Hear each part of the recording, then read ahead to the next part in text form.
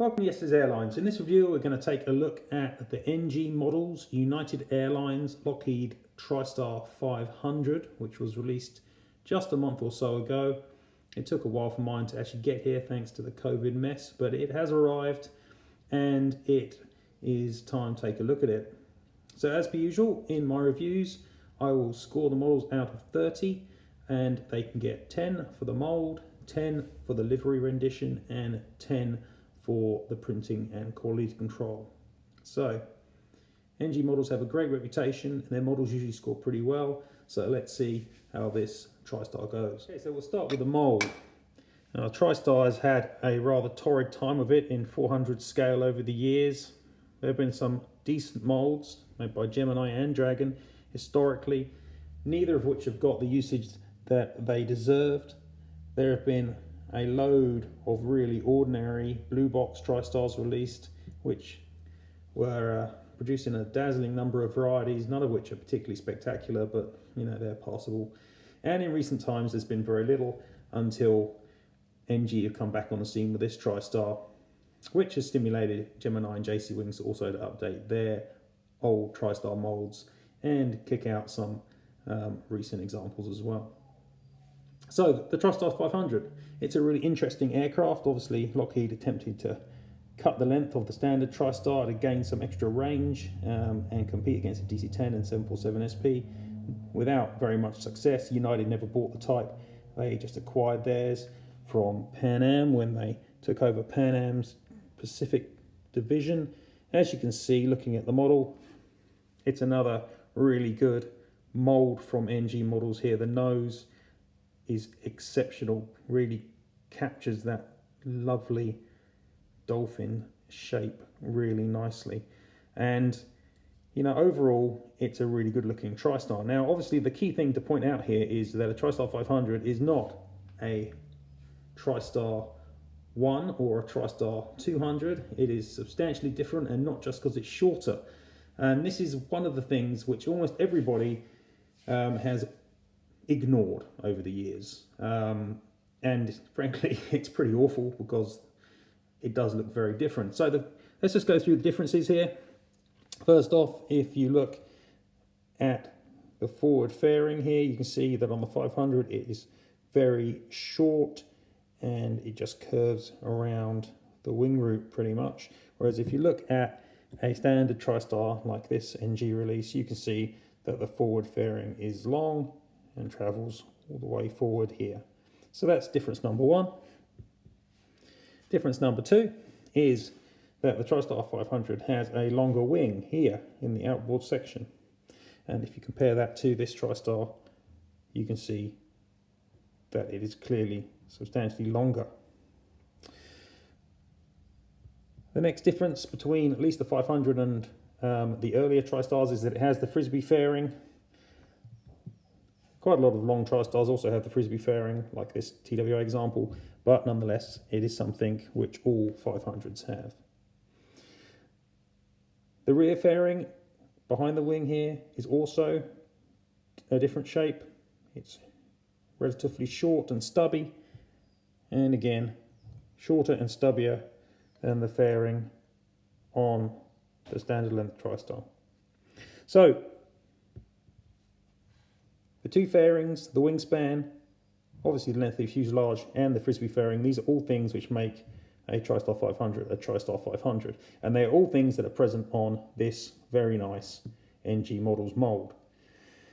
Now, Gemini actually released exactly the same registration and model on the Tristar 500, and it's a bit of a dog's breakfast. I've already previously given the Gemini Tristar a kick-in. It really deserves it. It's got the wrong fairing, it's got the wrong wings, it's got the wrong fairing aft. It's basically a standard Tristar which they've cut and shunted, make smaller. It's a bloody mess and they should never have released it. So it doesn't compare at all to this one. The other thing that's obviously also wrong with the updated Gemini mold is that the undercarriage is just too bloody short as well. Whereas this one's got nice long undercarriage like a Tristar ought to have. So, you know, this mold is light years ahead of everyone else's. I'm not even going to talk about the Loch Ness model, stroke Aero Classics Tristar. That's an even bigger mess than the Gemini version, frankly.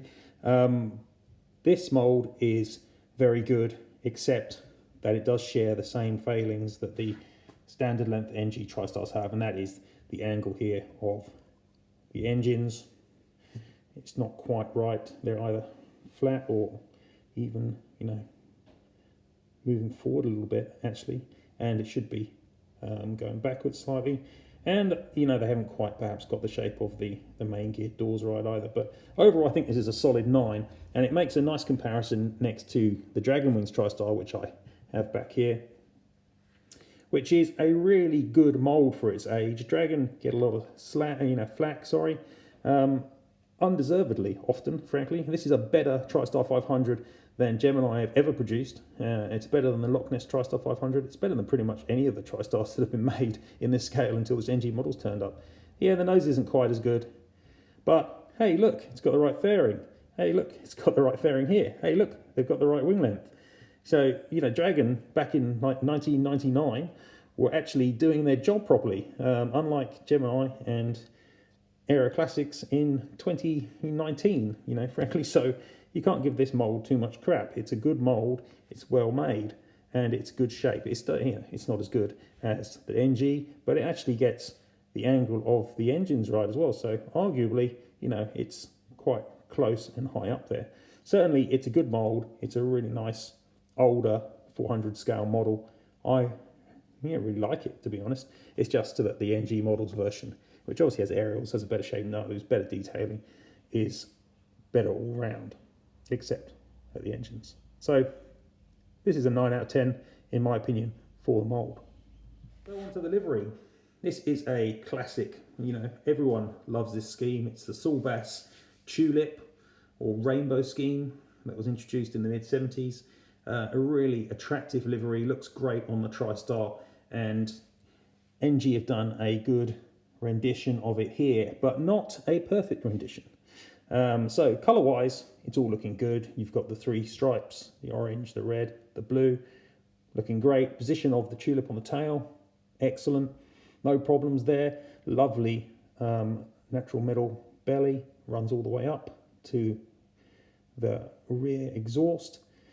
Some of the times I've seen pictures of United Tristars and this part of the exhaust is actually white, but I've seen a picture on Airlines.net of this particular frame and it was silver, so there's no mistake there either. The engines are white. It's all looking good. It's all looking perfect, except for the main titles. Now, fonts are a challenge, and it's not like NG to make a mistake with the fonts, but here they have.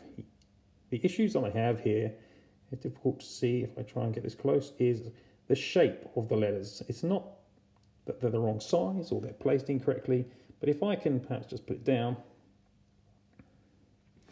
The issues are around the E and the U mainly. The E and the U should not be as curvy as this. The back, or the main, you know, part of the E should be pretty much straight, and the bottom of the U is also something that should be quite straight. And this is something that Gemini actually did better on their release. And in fact, they always get this right. Aero Classics always get it wrong, but Gemini get it right. So full marks to Gemini here, and I can show you this if we compare to this, you know, pretty decent United 747.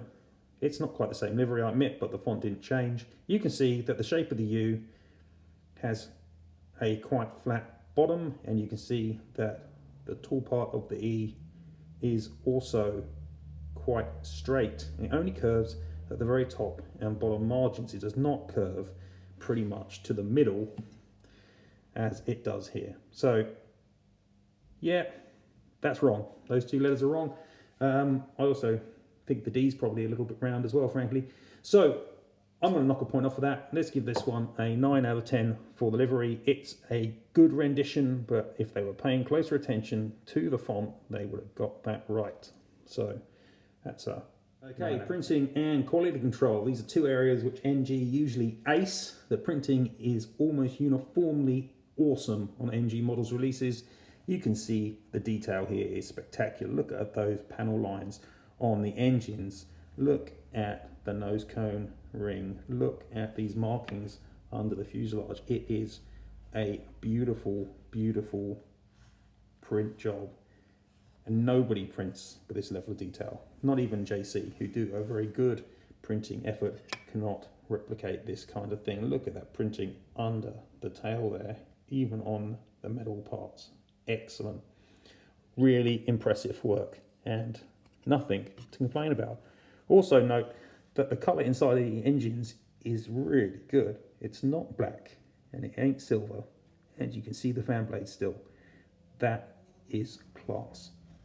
So, great printing, no issues there, and as you've seen, I've been waving this model around this whole review. There aren't any issues with the build quality either. It's beautifully put together, no problems. So this is getting a full marks on the print and the build quality, and overall that gives this United Tristar a 9 for the mould, a 9 for the livery, and a 10 for the print. So that gives it 28 out of 30. It's another great model from NG Models. The only slightly annoying thing was that it arrived in the hangar really late thanks to COVID, but generally it's a great model. It's good enough to replace the Dragon Wings model, which itself is a bloody good Tristar. So, you know, it's nice when you can get new models which are, you know, good, strong replacements for older models, and overall I think that this one is. So 20 out of 30, it's another good model. Now, one final point, obviously, you know, check out my website, yesterdaysairlines.com. Go over to modelairliner.com where I do the model reviews just like this, but in print form, where you get a much better look at the photos and more text detail. And, you know, keep an eye out for the website for new videos. Subscribe to the channel if you enjoyed the video. Thanks very much for watching. See you later.